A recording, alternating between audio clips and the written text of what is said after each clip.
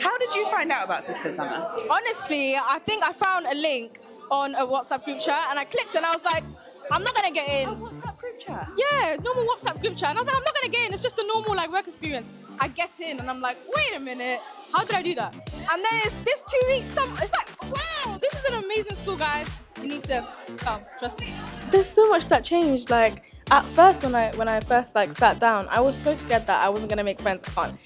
I can't. Like, I haven't socialized in a while this summer, so making like the friends that I've made so far, it's been such a journey, and I loved it so much because these are giving like lifelong friends, and like when both our like ideas develop, we can all collaborate, and we were already having those mini convos of like, oh yeah, I'm gonna collaborate with you, yeah, you're gonna make my app, and like I feel like that's just so cute because we're all the same basically at the end of the day, and we all have like a passion to change the world, and that's something that I really admire.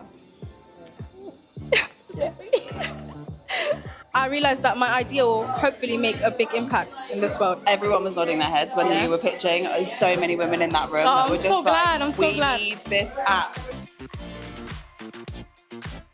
Even though you might have so many setbacks like university or like financial instabilities, like always remember that your dreams are your dreams and no one else has the same dream as you but you. And I feel like it's better to try something out and failing at it than never try and never know if you're going to fail or if you're going to pass. Always leave the door open for new opportunities. So proud of you. I'm so proud of you. It's time. You're moving.